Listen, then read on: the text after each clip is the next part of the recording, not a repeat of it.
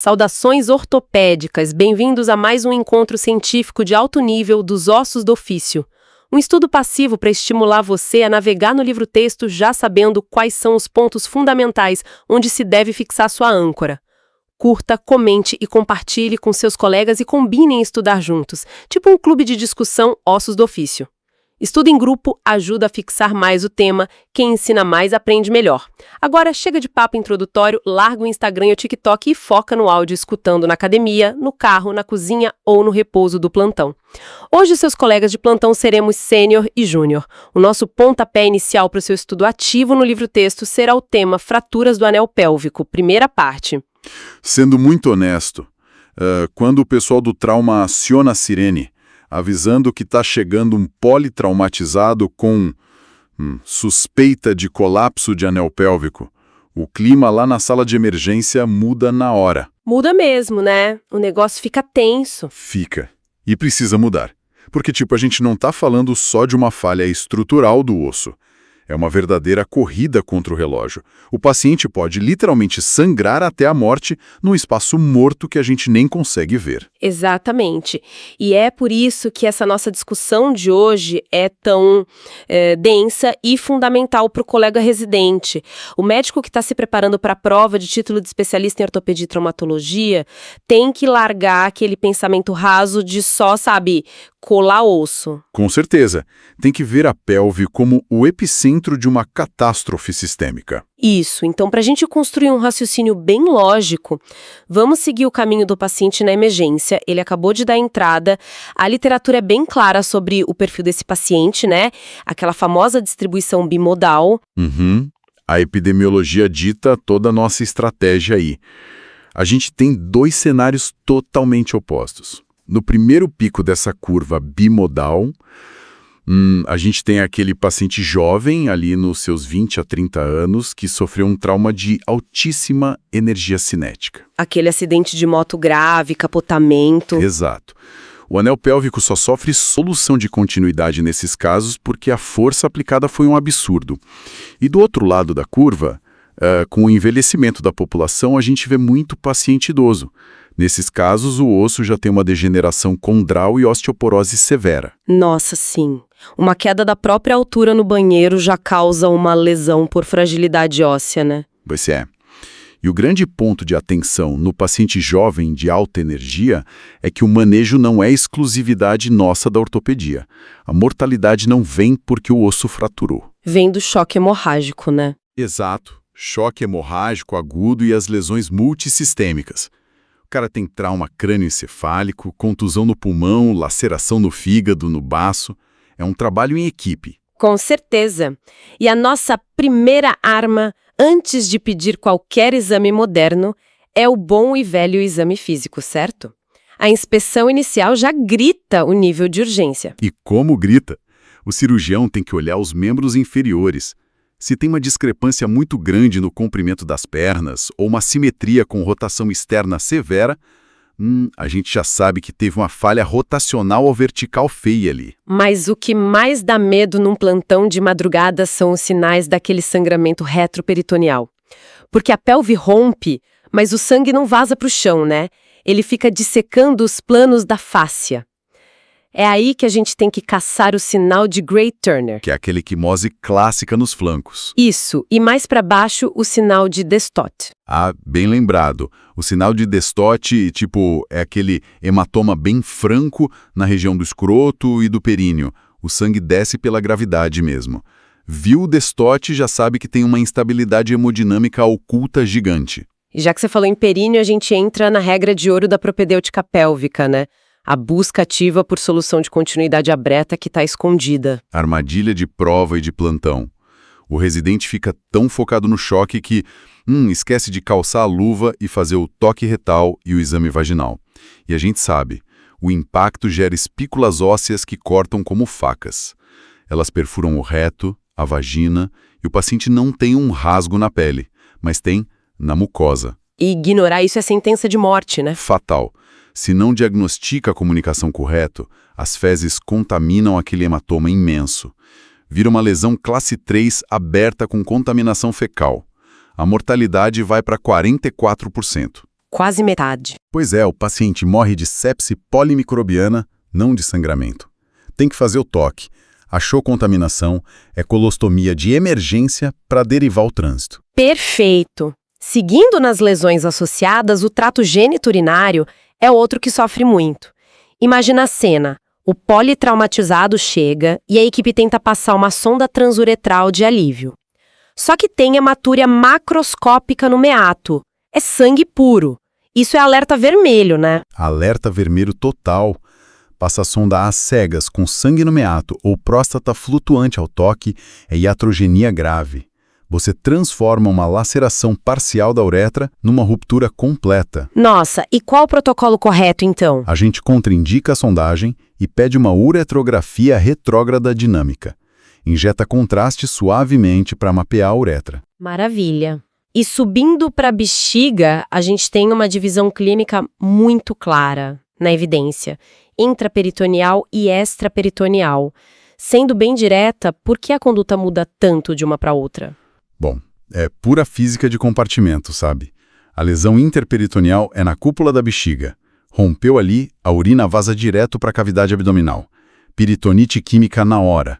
Tem que fazer laparotomia e suturar. Tá, e a extraperitoneal? Essa é na base da bexiga, geralmente perfurada por uma espícula do ramo público. Como o peritônio está intacto, ele serve de teto, a urina fica confinada ali no hematoma pélvico, então a gente trata de forma conservadora. Drena com catéter por umas semanas e a literatura mostra 0% de complicações operatórias. 0% é muita coisa. Bom, agora vamos para a biomecânica pura, que eu adoro. A gente sempre usa a analogia do pretzel com os internos, né? O famoso pretzel sempre ajuda. A pelve é o anel rígido. Se você tenta quebrar a frente do pretzel, a parte de trás tem que ceder em algum lugar. Como a gente traduz isso para a anatomia real? Olha, a verdadeira fundação que segura o peso do tronco e transfere para as pernas é o complexo ligamentar posterior. A sínfise pública e os ramos anteriores são só alavancas. E esse complexo posterior é um verdadeiro cabo de aço, né? Gigante. A gente tem os ligamentos sacroiliacos anteriores, os interósseos e os posteriores que travam a articulação. E tem os sacrotuberais e sacroespinhais que seguram o cisalhamento vertical. Se romper a frente sangra, se romper esse complexo posterior, a pelve colapsa mecanicamente. E para ver esse colapso, não adianta só pedir aquela radiografia simples anteroposterior, né? O colega focado na prova de título tem que saber os ângulos exatos das projeções. Exatamente. A gente pede as projeções inlet e outlet. A inlet, que é a visão de entrada, o tubo de raio-x tem que ter uma inclinação de 25 graus no sentido caudal. De cima para baixo, né? Para ver a rotação. Isso. Mostra direitinho a translação anteroposterior e a impactação na asa do sacro. Já a projeção outlet, a visão de saída, inverte. O feixe entra com 60 graus no sentido cefálico. De baixo para cima. Perfeito. É o padrão ouro para ver translação vertical. Mostra se uma bacia subiu para o tórax, sabe? E mostra muito bem os forames sacrais. Mas claro, tomografia computadorizada é mandatória hoje em dia. Especialmente para não cair na armadilha do dismorfismo sacral, que é super comum, não é? 41% dos pacientes têm dismorfismo sacral. Não é doença, é variação. Os forames sacrais superiores são muito alargados e a articulação sacroilíaca fica num formato que a gente chama de machado de encaixe, ou língua e ranhura. E se o cirurgião não planejar isso com a tomografia? Ele fura o canal neural, acha que o corredor ósseo é normal, passa a broca e causa uma lesão nervosa irreversível. Tem que ter a tomografia. Entrando nas classificações, a mais pragmática é a de Tile, certo? Focada puramente na estabilidade mecânica. Muito cirúrgica. Tipo A, estável. Tipo B, instabilidade rotacional, o livro aberto, mas com instabilidade vertical garantida. E o tipo C, que é o pesadelo, instabilidade rotacional e vertical completa. Mas, na emergência, a gente usa muito a classificação de Young-Burgess, que foca no vetor da força.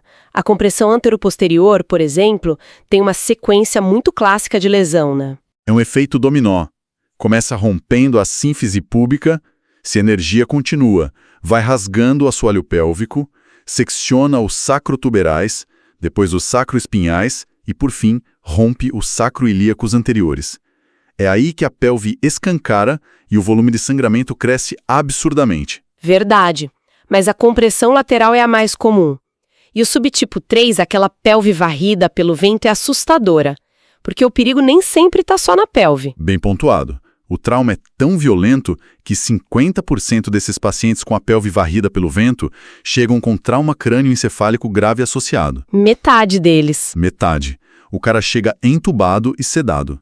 Você perde totalmente a avaliação neurológica clínica, tem que depender 100% da imagem. E falando em neurologia, a gente tem que citar a classificação de Dennis para as fraturas do sacro. A zona 1 é lateral aos forames, mais tranquilo. Mas a zona 2 complica, né? A zona 2 é a transforaminal. A linha da fratura passa nos forames. A gente vê déficit neurológico em 30% dos casos, afetando muito a quinta raiz lombar, dando aquele pé caído. Mas a zona 3 é a que a gente teme de verdade. Pega o canal sacral central. Essa é brutal. Até 60% de lesão do tecido neural, pegando o plexo pudendo e caldequina. O paciente perde o controle de esfíncter, tanto da bexiga quanto o intestino, de forma definitiva. É indicação de descompressão cirúrgica rápida. Mas e no idoso? A gente usa a classificação de Homens e Hoffman para fraturas por fragilidade. Ninguém quer abrir um idoso de ponta a ponta na mesa de cirurgia. Jamais. A abordagem muda toda. A classificação vai de lesões estáveis no tipo 1 até deslocamentos posteriores bilaterais no tipo 4. Mas a regra é, a gente faz cirurgia percutânea e estabiliza com o mínimo de sangramento possível, porque o risco operatório é gigantesco. Bom, voltando para o caos da emergência. Vamos falar da cinta pélvica de contenção. A equipe muitas vezes na pressa enrola um lençol na altura do umbigo do paciente.